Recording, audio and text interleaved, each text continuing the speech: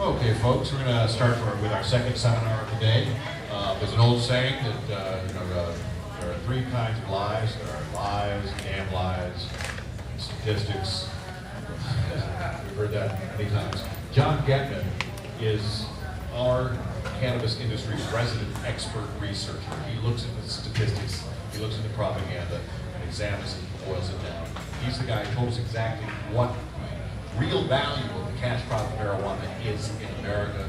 He is a star researcher. We're so glad to have him this afternoon. So Jon, take it over. Everybody can hear it. Thank you. Okay, can everybody hear me? I know we have acoustic issues with the microphones. I'm happy to talk really loud if I have to. I have done a lot of research over time, but I've also been louder. Okay. Is this better? No. Is this the best one? Or is this one? I like this one. I like this one. I've been involved in this issue for more years than I care to count. But going back to the late 1970s, I worked at a counterculture hotline when I was a teenager. I then worked in the drug paraphernalia industry, or as we like to call it, a head shop.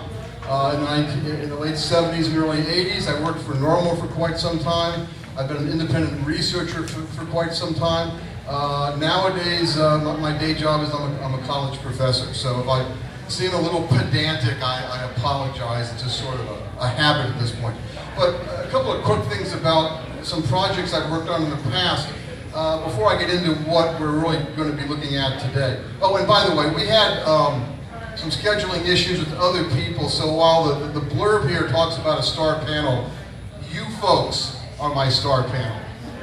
And I'm going to talk about myself for just a little bit, but then actually we're going to talk about you and your friends and your colleagues and your associates and what the future of the market for legalized marijuana looks like to you, how we would like to shape it, that is we at High Times, and I hope you too, and how other people want to shape it differently and how that threatens your interests.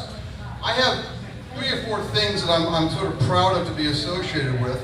If you have ever heard that marijuana is the largest cash crop in the United States, that's based on some work that I've done. If you've heard that blacks and Latinos are disproportionately arrested for marijuana possession, that is something that has grown out of my work. If you've heard about efforts in the last 15 years to reschedule marijuana under the Controlled Substances Act, that's also something that's grown out of my work. Those are projects I've worked on, and I like to work on projects that sort of take on a life of their own. So for example, I took all my data on marijuana arrests, handed it off to the American Civil Liberties Union. They did a fantastic report on this and got that fact that blacks and Latinos are arrested at 4 or 5 times the rate as us white folks. I said that as far as myself goes. They got that fact out all across the country into op-ed columns, even to the point where President Obama acknowledged that reality in comments he made about this issue. So I'm quite proud of that. I'm also quite proud of working on trying to get marijuana rescheduled, although that was ultimately unsuccessful. But High Times was a partner of mine for that project. They provided legal support for what turned out to be an 18-year-old effort. And I've been working with High Times really for the last 30 years. They've given me a place to publish material, both in the magazine and online. They've provided support for me for the rescheduling project.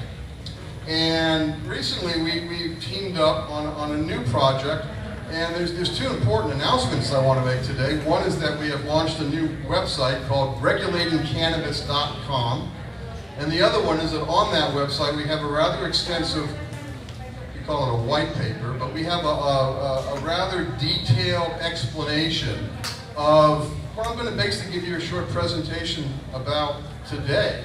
That Michael Kennedy, the CEO of TransHigh Corporation, and I got together and talked about and worked on and worked through and wrote down.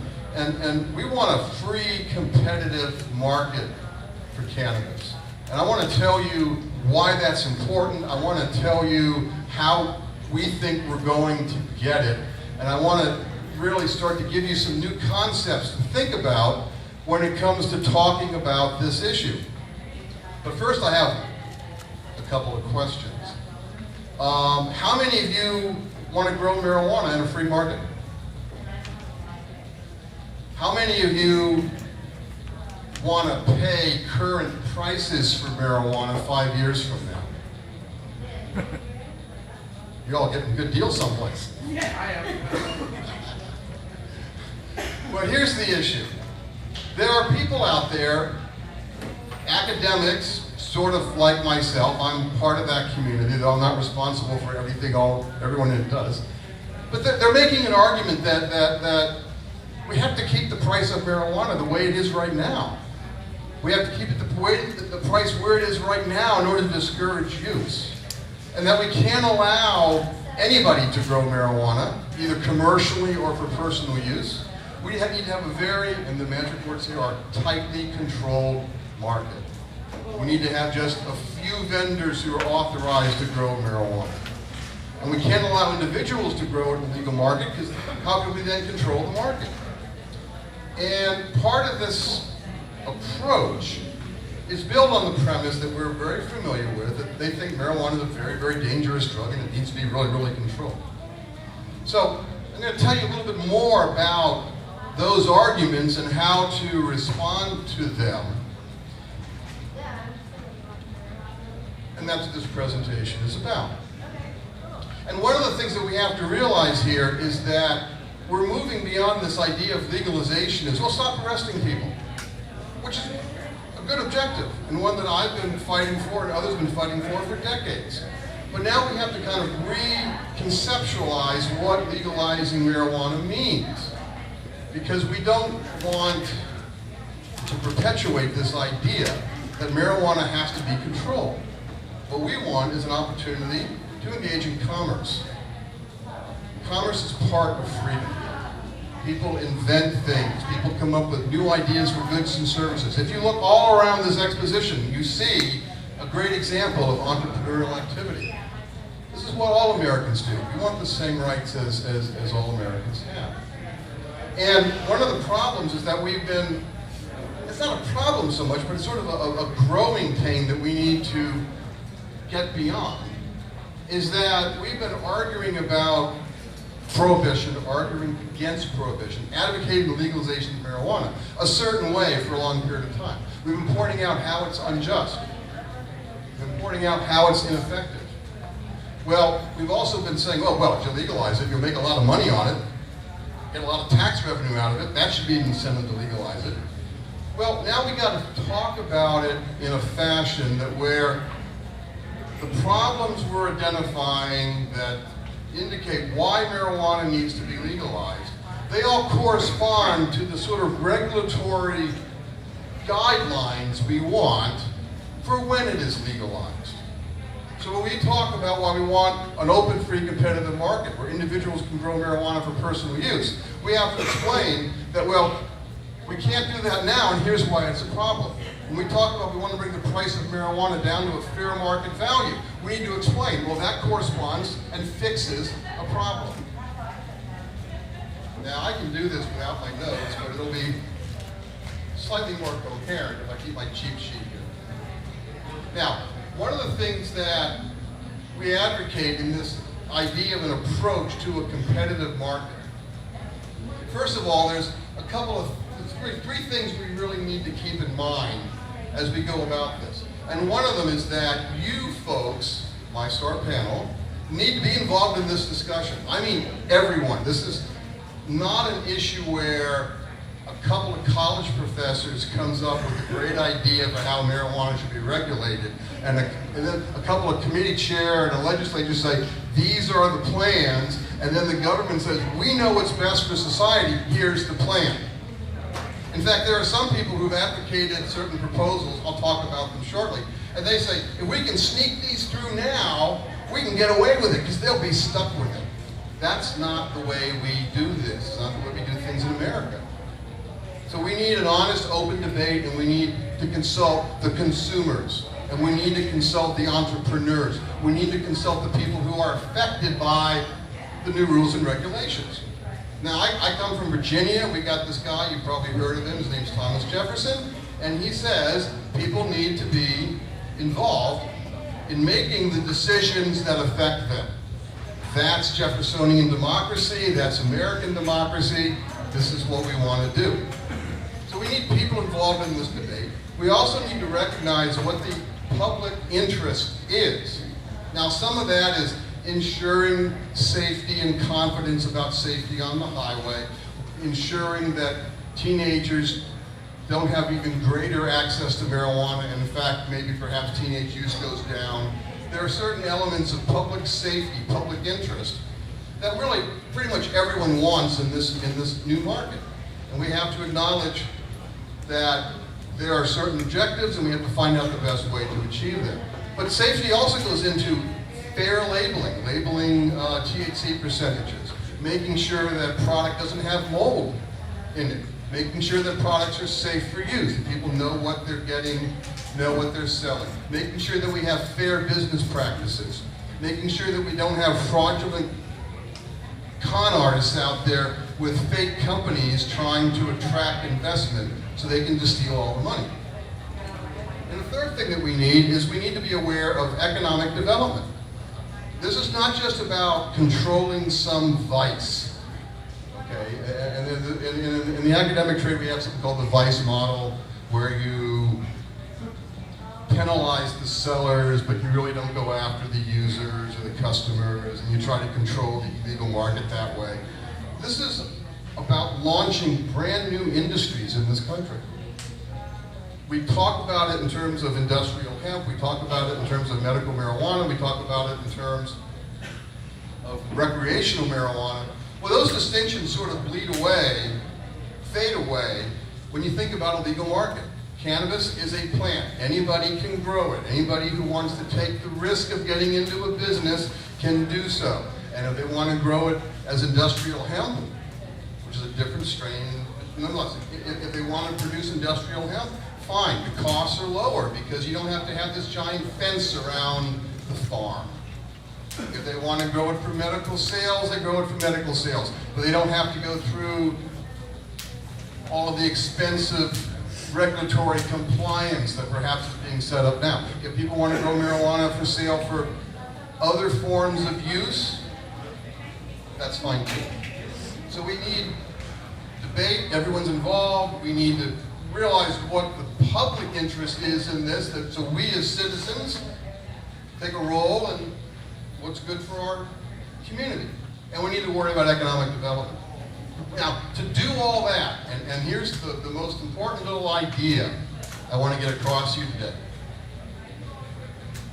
And I know that when I ask this rhetorical question, all of you are going to have a list of 5 or 6 things.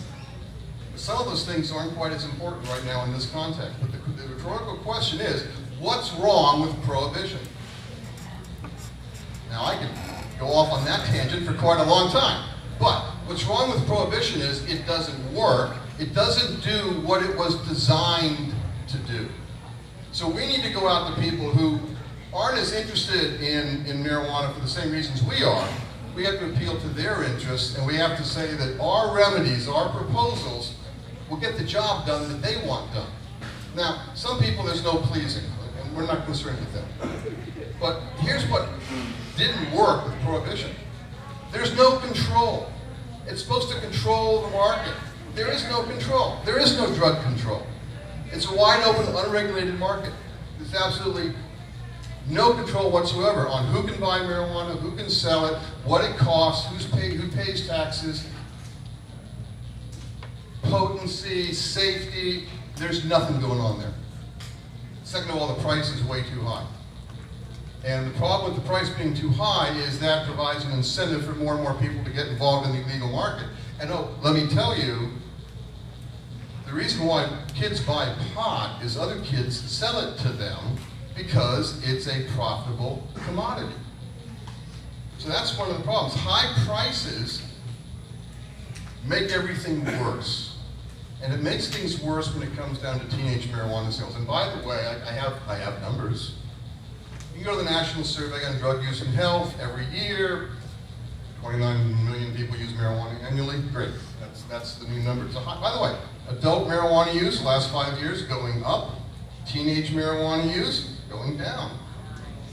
Pretty good for societal interests.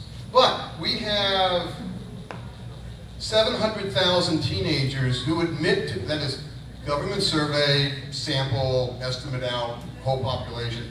The estimate is 700,000 teenagers sell illegal drugs every year. Now, there's only about 3.5 million teenagers who use marijuana. Presumably, those 700,000 who sell pot are selling illegal drugs are selling pot.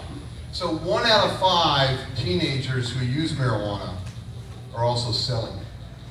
The problem with teenage marijuana use and availability is fueled, is inflamed, is made worse by the fact that marijuana is illegal and it's really expensive and there's a profit motive. And basically we don't have kids buying cases of beer and selling them at school or, you know, at home after school or what have you. We don't have them buying tobacco and selling it to their friends. But they're buying pot and selling it to their friends because number one, it is profitable, and number two, marijuana is expensive, so they use that as a way to make money to sell pot. So when it comes to public policy, the idea that we got to keep the price high to discourage use makes no sense because the high price actually encourages availability and use amongst teenagers. So the three problems that prohibition cause, there's no control, high prices, and then, oh by the way, a lot of consumer hostility. And here's the thing, the government can't control the market. Now they keep arguing about, well, we're going to control it this way, we're going to control that. No, you can't control the market. You need voluntary compliance. They need marijuana consumers and producers and everyone involved in this market to voluntarily embrace the new market. Now, there's a need for fluid. A little egghead concept for you. There's this notion about evaluating scientific theories and that you have to use the standards that were around when they were adopted in the first place. Now, in practical terms, back in the early 1970s, there's a very eminent law professor named Jon Gettman, K-A-P-L-A-N, widely respected, widely published.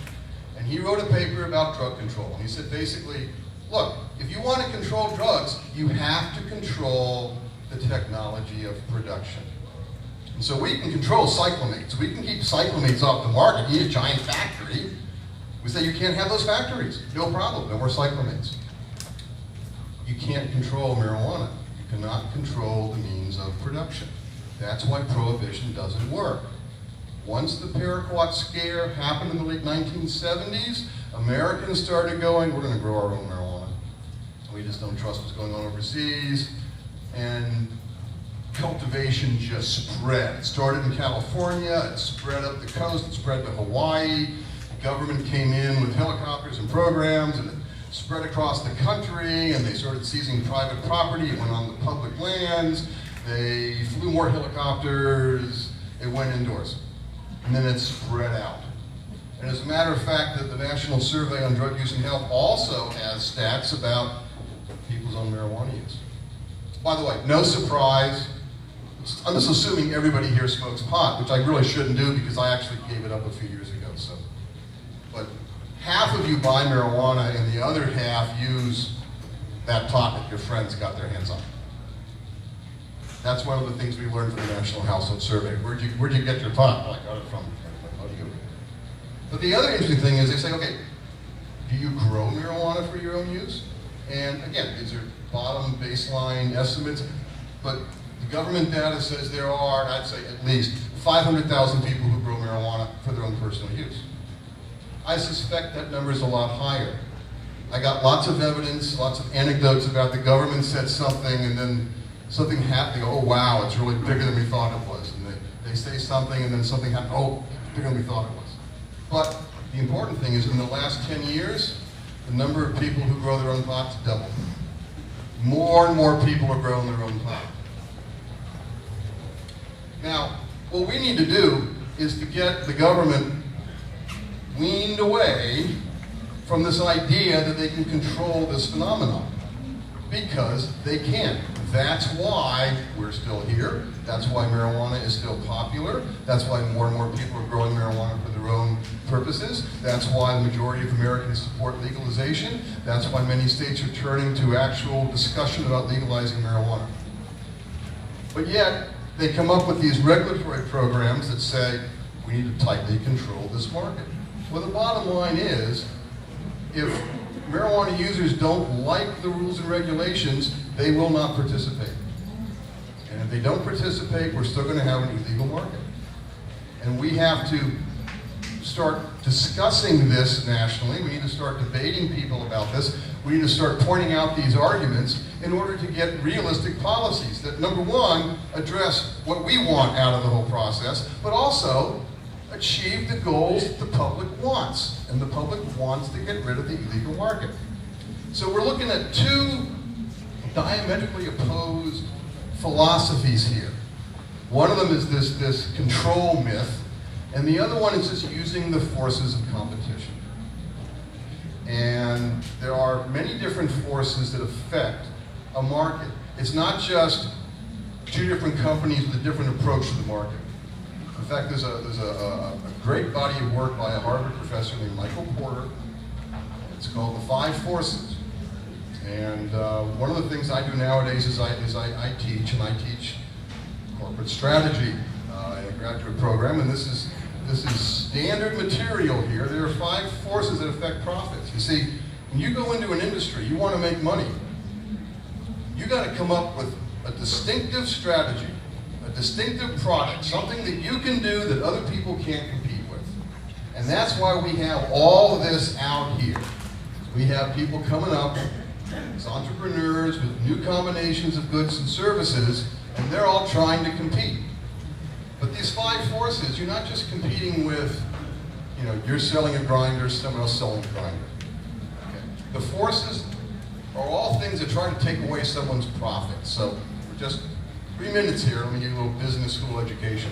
These 5 forces, one of them is substitutes.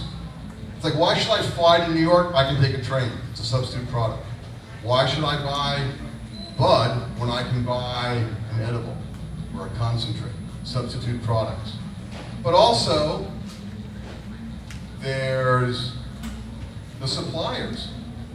They want to charge as much money as they can for what the inputs they sell you, for the parts they sell you, for the raw materials they sell you. Then there's the customers. They want to drive the price down. They want to pay a lower price. And you got the government, which kind of creates the regulations, costs of entering the market. If I want to go into the steel business, I got to build a factory. That's expensive. If I want to go into the clothing design business, very few startup costs. I got to make some sketches. So all these different forces, and the 5th one is the rivalry of competition. All these forces are trying to get a piece of your profit. And so what you do as a business person is you come up with a distinctive strategy. I'm going to have a low-cost strategy. I'm going to have a service-oriented strategy. I'm going to go after a little teeny-weeny piece of the market. But you find some way to protect your profits from all those forces. And in the competitive market, you can control the market through manipulating or shaping or influencing that competition.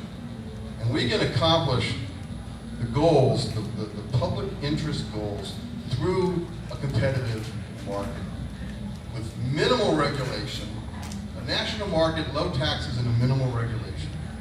We can achieve what the public wants to get out of this. We can lower the price of marijuana. We can restrict teenage access to the legal market, cut down the incentives for in the legal market itself, cut down incentives for illegal access. We can create standards about responsible use.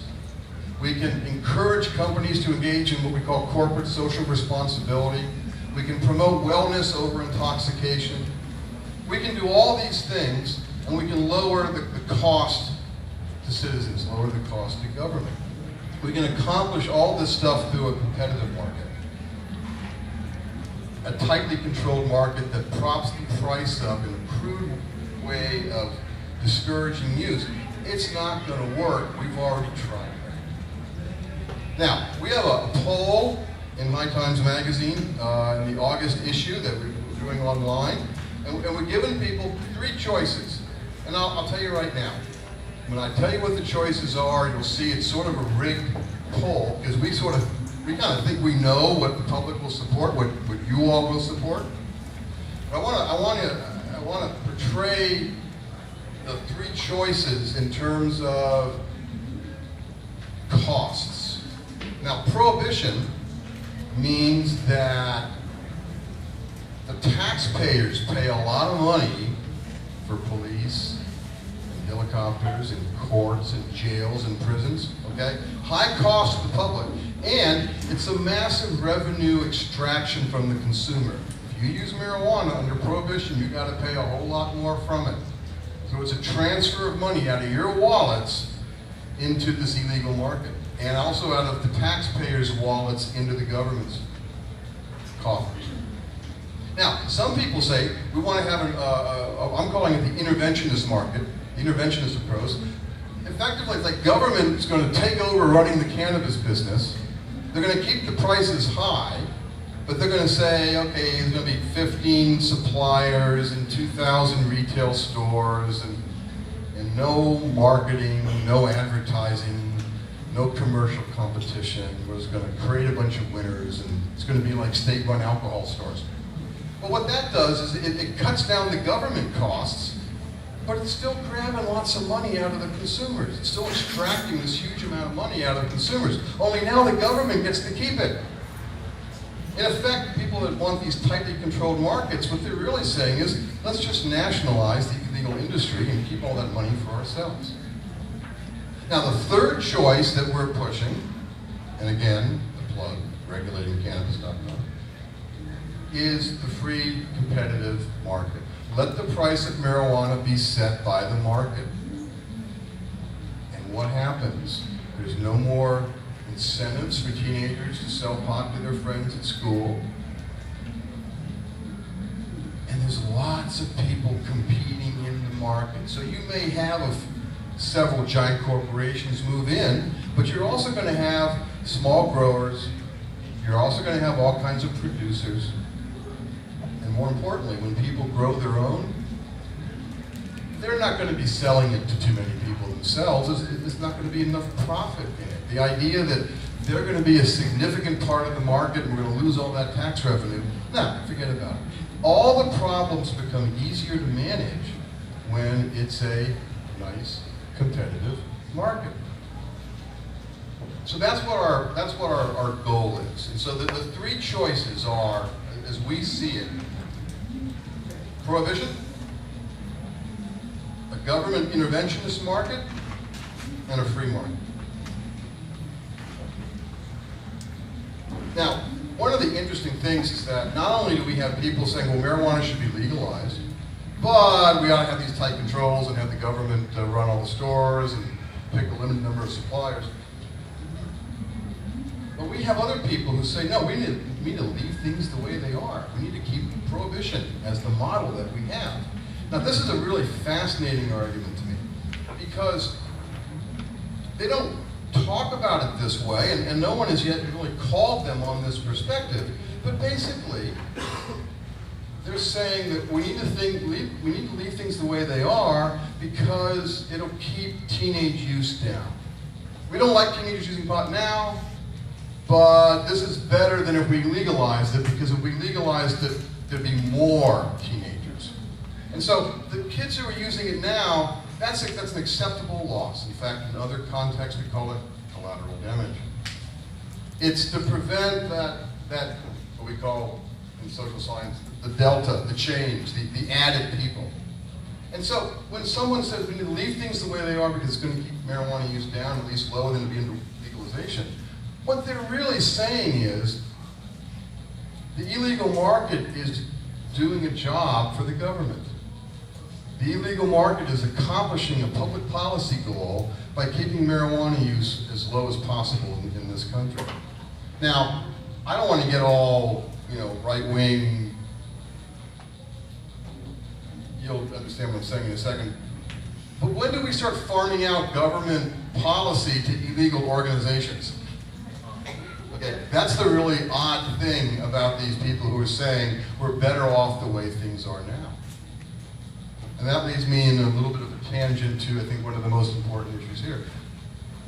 When a lot of people try to evaluate legal marijuana in terms of what legal marijuana would be like versus some mythical situation in which nobody smokes pot. See, they say they fail to acknowledge we already have a marijuana market. We already have teenage access. We already have this whole industry that's been set up.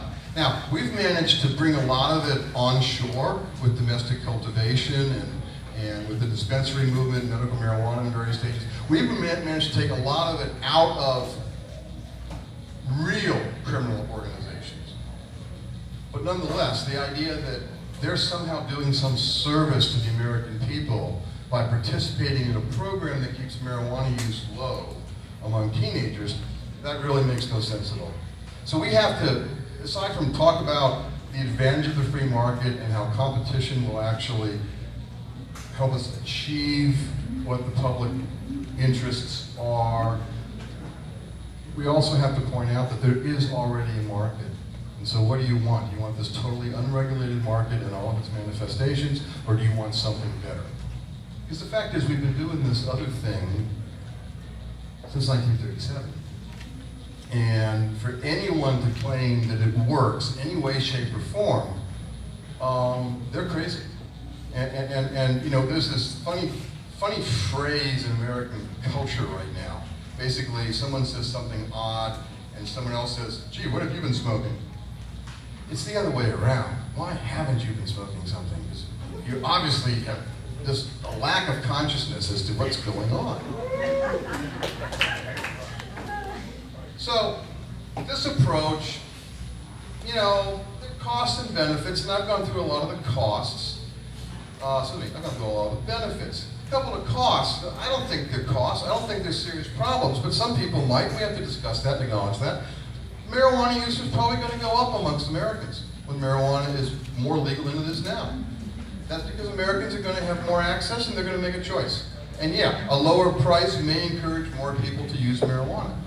But how do we address that? Well, we've addressed responsible use through educational campaigns, and we know they work. We know they work with tobacco, we know they work with alcohol. Teenage use, I think teenage use will go down. I think that'll be a good thing, but there'll still be some teenage use. How do we address that? We address that through educational campaigns. Alcohol use is going down, tobacco use is going down. And frankly, as we've been getting into more sane conversations about marijuana, teenage use has also been going down. And by the way, another little tangent segue here, tobacco. One of our critics, oh, big tobacco, big tobacco. Look at the problems with big tobacco. We can't have a big marijuana. They'll go after teenagers with marketing.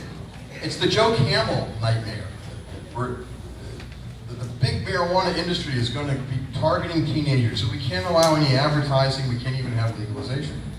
Well, let me tell you something about big tobacco. Let me remind you about something about big tobacco and why what we're doing is completely different than that. How many companies control the tobacco market in the United States? Anyone have a clue? Anyone have a guess? I see 2, I see 3. 4.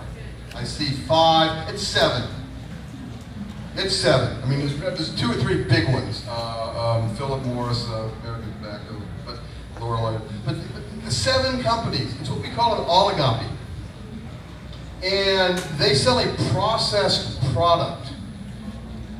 I can't grow tobacco and sell it to compete with their products. Or a million of me can't grow tobacco and sell it to compete with their product. Because that cigarette in the Marlboro, the Camel, the Lucky Strike, whatever. It's a processed product. There are additives.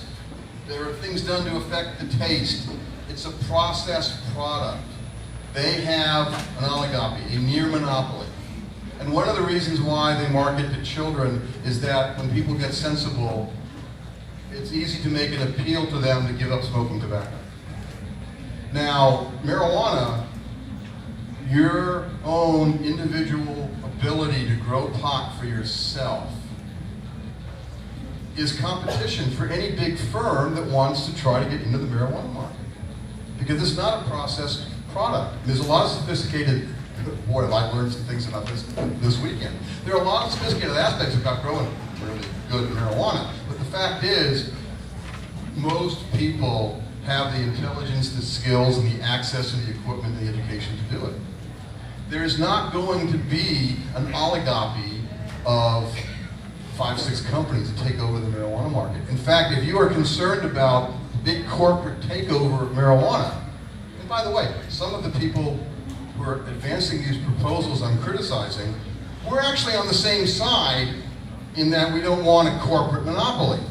They just think government control is the way to prevent it from happening, whereas we're making an argument at high times, and I hope that you will join this, that no, the more competition we have, that's a great check on some corporate influence on this. And by the way, there is a couple of academics who have pointed out in articles that, yeah, individual cultivation would be a counterbalance to a giant corporate takeover, but the problem they say is that marijuana has to produce big bucks in taxes for it to be viable, and if we allow home cultivation, that's going to wipe out the whole revenue stream. Well, my message is public policy comes first. The revenue stream comes later. And the fact is, we have gone out, and I've been part of this myself, because I've been putting out this paper that says it's a $40, $50, $60 billion industry. If we're going to sell legalization based on tax revenue, we are hurting ourselves in the long run. The fact of the matter is, we need the price to come down to achieve public policy goals. And that means that it's not going to be the giant windfall of revenue and taxes for local government. They're still going to make a fortune with just the regular sales tax and then maybe a 10, 20% excise tax on top of that. They're going to make a fortune. And then the economic development. We're growing money, folks. And all these extra businesses that sprout around the marijuana industry and the hemp industry. There's going to be greater economic development. There's going to be more people working, more people paying taxes on their salaries, more people spending money in stores and paying sales tax, and so forth and so on. It's going to be an economic bonanza for the United States. But it's not going to be the $100 per ounce tax. It's going to be the $15 per ounce tax. Because we can achieve our goals that way. But if the government goes after the money and they effectively just want to, as I say, nationalize and take over the illegal industry, it's not going to work. There's still going to be an illegal market. And then they're going to come along and say legalization doesn't work, let's get rid of it. It's a common trick that they do in DC. You don't like a program? Sabotage it and say it's a failure. So, basically, we believe a free market approach is the best one. We believe in an open market. We believe in a regulated market where there is some concerns about consumer safety, there are guidelines about driving, there are age restrictions, maybe even advertising restrictions. And by the way, let me just fully state this. We have a long way to go before we get a national market. I think there needs to be one. Because if marijuana is legal in some places and illegal in other places, then you have to worry about leakage of the legal marijuana, the illegal places, and then what about the rights of people at those places where it's illegal? Why should they get arrested and the rest of us don't? And so forth and so on. It becomes a much easier market to manage and to regulate and to promote if it's a national market. But meanwhile, we're going to be going state by state. I say we got to wean America away from prohibition. This means we're going to have to make compromises, and we're going to have to try different programs in different states. Now, you might gauge from what I've been saying that we're somewhat critical of the Washington state model. Well, we'll find out how that works. An article out in the news cycle this weekend indicates that it's not working because the company has got to test everything, is not getting enough samples to test. There's going to be like maybe 3 stores that open up in July when it's supposed to open up. They're running into unexpected problems getting this thing rolling. We'll find out in a year or two how well it works. Funny thing about the Washington State model, though, is they're only going after 25% of the marijuana market. They've been told by a high-priced academic consultant that they're only going to get 25%. So they've estimated what that is, and they have only given out licenses to produce that much pot. Now, I used to run a head shop, and if you had too much product, you went out and found more customers. And if you want to get more customers out of the illegal market, grow more pot. It's not working that way in terms of how Washington is getting things started. What they're not doing, and the last big idea I want to lay on you, and by the way, I'm very grateful that so many people are here and listening to me, my meandering lecture about economic theory. But there's another great guy out there named Joseph Schumpeter. And he's got this idea, this concept called creative destruction. And you destroy old-fashioned, inefficient businesses by creating new ones that move the customers over to the new business. He says the economy is like a bunch of irrigation ditches. You've got all this economic activity flowing in these channels, in these rivers. And creative destruction is when you create new channels and you move the water all over there. You move the money all over there. This is why Amazon has taken away all the business from Borders. This is why the internet is affecting CD stores and record stores and bookstores and newspapers. And so what we want to do with the marijuana market is we want to create it, a legal market, in a way that creatively destroys the illegal market by attracting the commerce, by attracting the creativity, by attracting the entrepreneurs who create these new combinations of goods and services that we see surrounding us here today. We want to make these good old-fashioned, solid, and dare I say conservative philosophies about free markets. We want to put them to work to better ourselves, to better our communities, and better our country. And that's why we're looking to promote a competitive market, a free market, where people can grow marijuana for themselves, people can buy marijuana at a reasonable price, and we treat marijuana like any other commodity that exists in our economy. And that's the end of my prepared impromptu presentation. So thank you very, very much.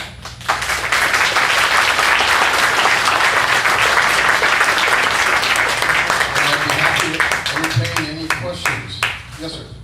How would you address the concerns of people in like rural communities that while there may not be, Budweiser is not going to come in and dominate, there will be a concentration of wealth with any kind of new regulation and a loss of entry-level jobs that actually pay bills and offer, most guys, they start out skirting but end up doing their own thing at some point in a rural setting.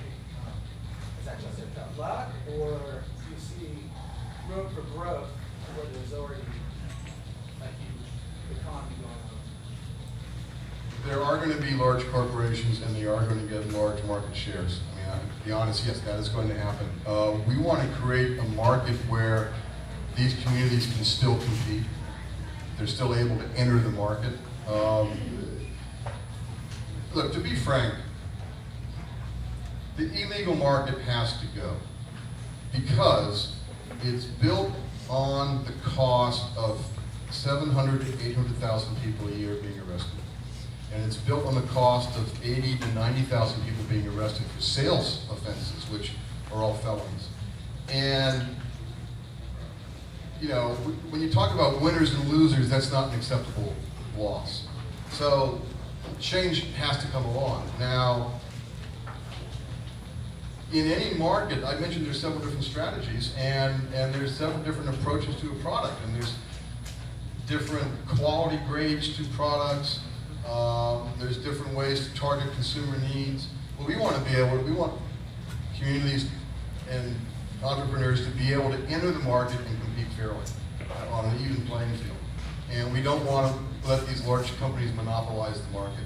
It is going to be harder. We are talking about, by the way, a tremendous price drop, and that's going to affect profitability for some people.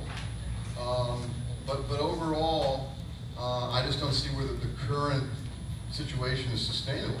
And I think change has to come. We just want to make it an even playing field for everyone to get involved in the action. Secondarily, when these big companies move in, they're going to hire people with experience, and a lot of these communities are basically going to cut deals with these companies. There are going to be opportunities there.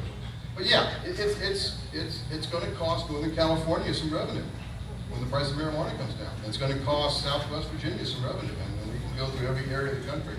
That's going to happen, but we want to at least give these entrepreneurs a chance to compete.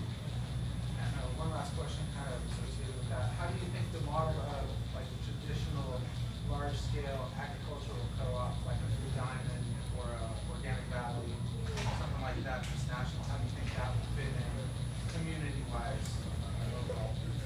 Well, I want to make that viable. Like I say, new combinations of goods and services, and co-ops are one way to produce this. I mean, we have a lot of issues to address.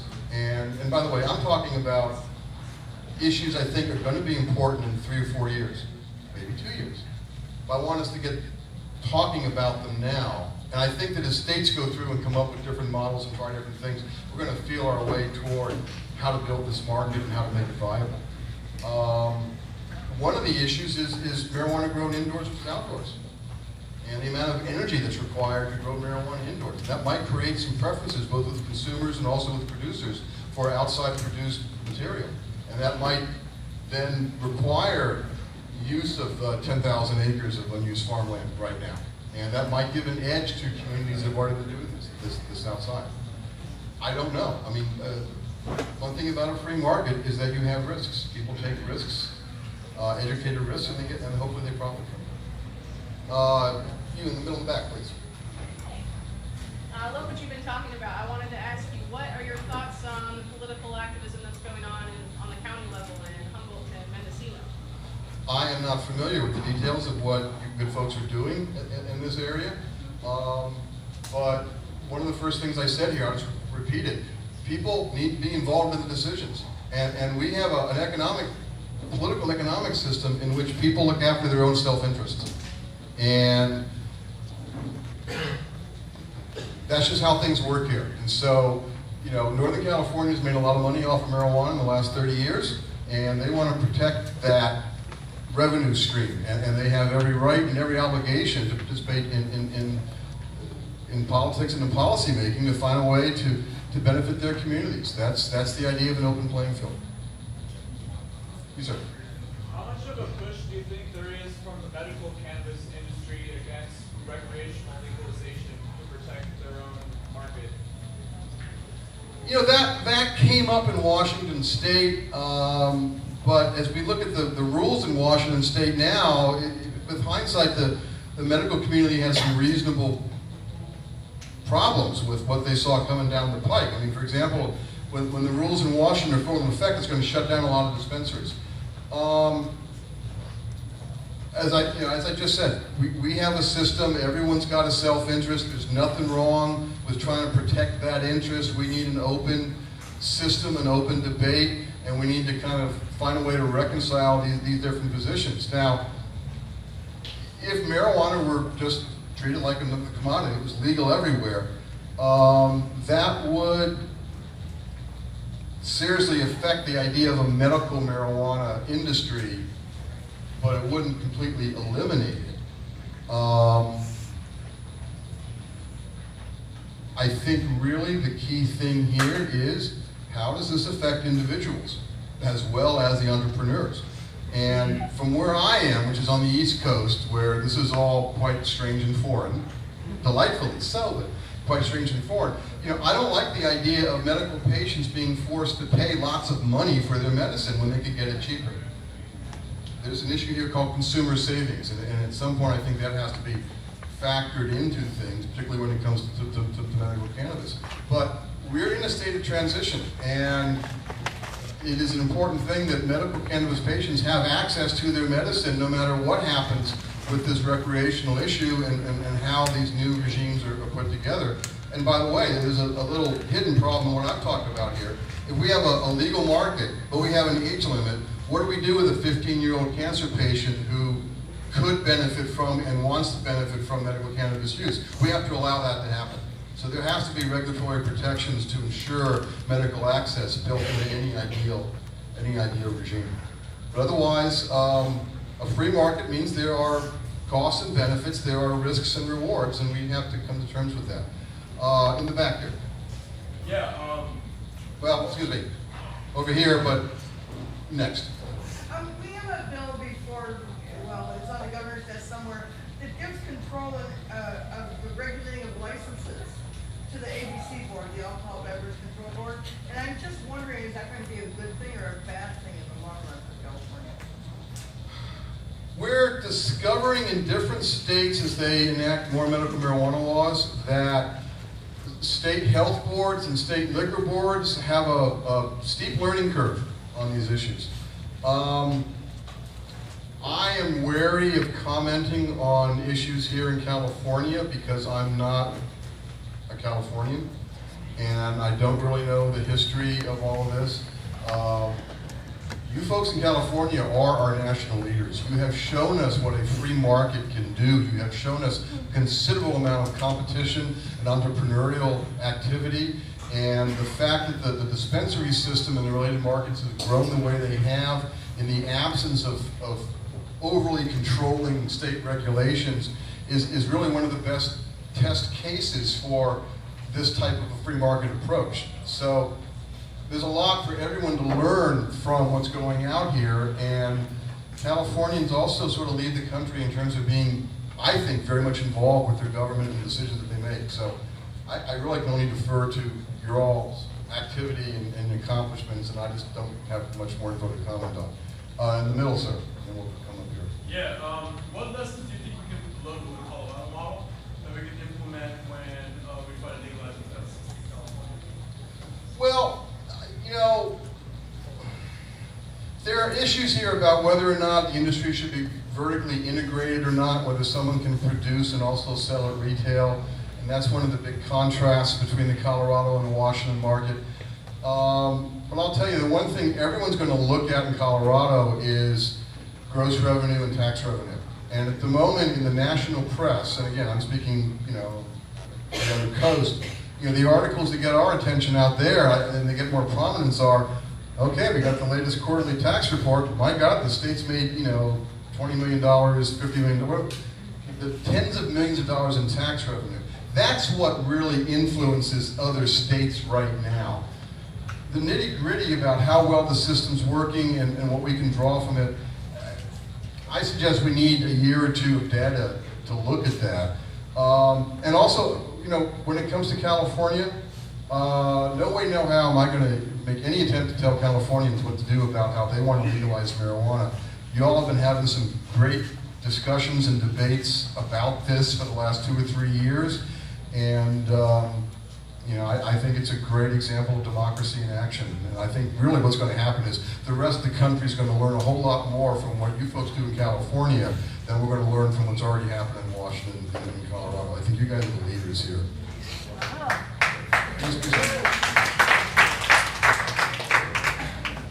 Hi, my name is Thomas. I wanted to ask your opinion on appellation zones like Napa, Champaign, France, Vermont maple syrup, potentially Humboldt County cannabis, Mendocino County, like protected zones for specific product quality standards, et cetera, do you know anybody doing meaningful research on that as it applies to cannabis? No, but this is where we go into other agricultural products and look at what's been done. And so your wine industry, you have better terms for this. I'm sorry, I don't. The vineyards. You know, there are a lot of great models there, and we need to look at these and apply it to them. This is why I get back to one of the first things I highlighted. This is an exercise in economic development, and we have to take a wider perspective on this. We're not so much we, but whole communities need to look on this as a developmental opportunity. And getting back to this issue of people who are already involved in this, like Northern California, how can they stay in this market? Well, it's competing. It's having distinctive products. It's coming up with a competitive edge that's sustainable over time. And I think that the California wine industry is one good example of that. I think you're going to find other examples in other states and other countries based on different commodities. A free market has risks. It also has rewards. And you know, it's a whole new world out there. But knowing a lot of the people involved in getting us there, I have a lot of confidence we can get there and make it all work. We're out of time. Thank you all so much for your attention and for your questions and for your support. So again, regulatingcannabis.com, please check it out and read more about this in detail. Thank you. Jon Gettman, everybody. This is Jon, please call in any questions with that. Yes.